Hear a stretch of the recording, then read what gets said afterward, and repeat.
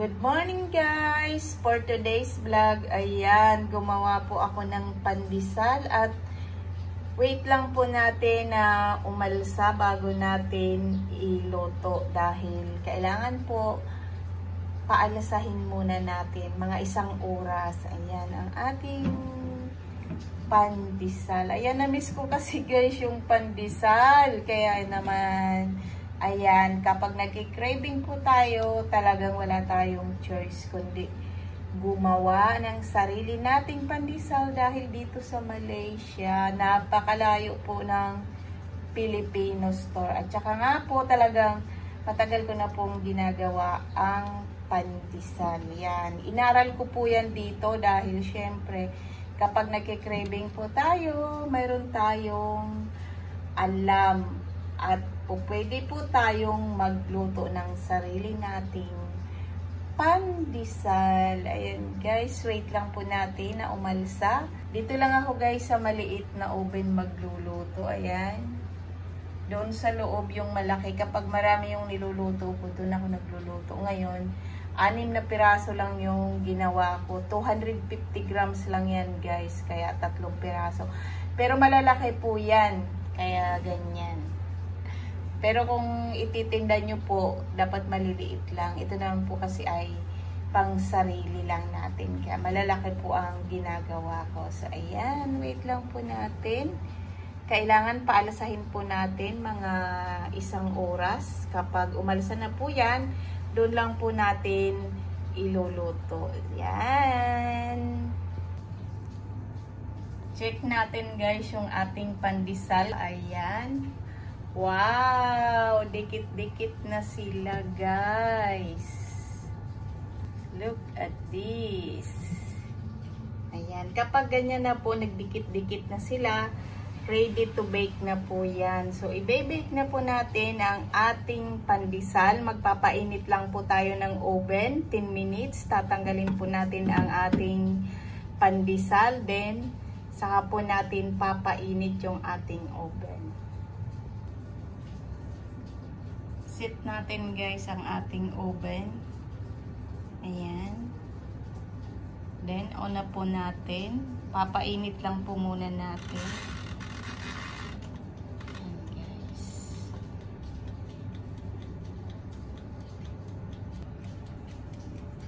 At ito na nga po yung ating pandesal. Ang lalaki na nila. O, diba? Ganyan lang po kabilis gumawa ng pandesal. After 45 minutes, ganyan na po yung maliliit natin kanina na pandesal. Ngayon, dikit-dikit na po sila. Ayan. Wait lang po natin na uminit ang ating oven. At within 12 minutes, mayroon na po tayong masarap at mainit na pandesal. Bago natin isalang ang ating pandesal guys, ipapakita ko lang sa inyo kung gaano siya kalambot at kaplapi. Ayan, tingnan nyo guys ha, didiinan ko yan guys. Mag-bounce back po yan. Yan. Look at this guys. Yan. Ganyan po kaganda at kalambot ang ating pandesal. Ayan guys, oh, napakalambot talaga yan. Wow! Ayan na guys, nagbabounce back sila. Ayan guys, napakalambot, diba? Twing, twing, twing. Naglaro pa talaga. Ayan guys, may mata.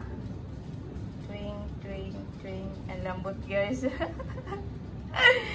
Ayan, may mata at may ilong. Parang alien guys, diba? Ang cute-cute.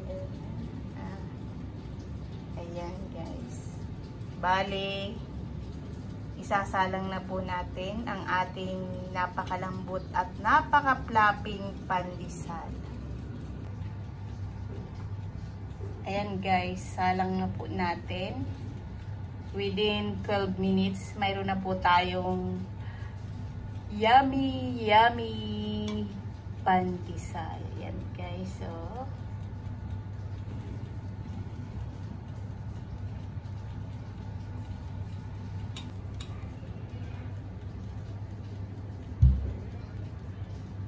ayan, Ayan na po yung ating pandesal. Maghahanda na po ako ng kape. Mainit na kape, itlog at sausage. Ayan ang ating almusal ngayon, guys. Ayan, guys. Ang ganda-ganda ng ating pandesal. Super, super fluffy. Ayan na, guys. Malapit nang maluto ang ating pandesal. Tingnan nyo, guys, ang aking pandesal. Luto na po at kakain na po tayo.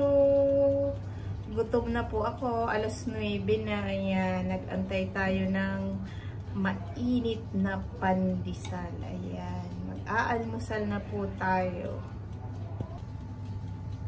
Kapag nagki-craving kayo, guys, ng pandesal, magluto po kayo ng sarili nyo at napakadali lang po ng procedure ng paggawa ng pandesal. So, ayan, almusal na po tayo. Yummy, yummy, yummy. Yummy pandesal, guys. Ayan na, guys. Mag-aalmusal na po tayo. Ayan, oh. Malutong sa ibabaw at napakalambot po niyan sa ilalim. Ayan, guys, oh. Yung ginawa natin kanina ng mata, ayan na, guys, oh. Tingnan nyo. Wow. Wow. Bouncy, bouncy pandesal. Ayan. Almusal na po tayo, guys. Tingnan nyo yan. Oh. Oh, yummy. Yummy, yummy, yummy. Almusal po tayo.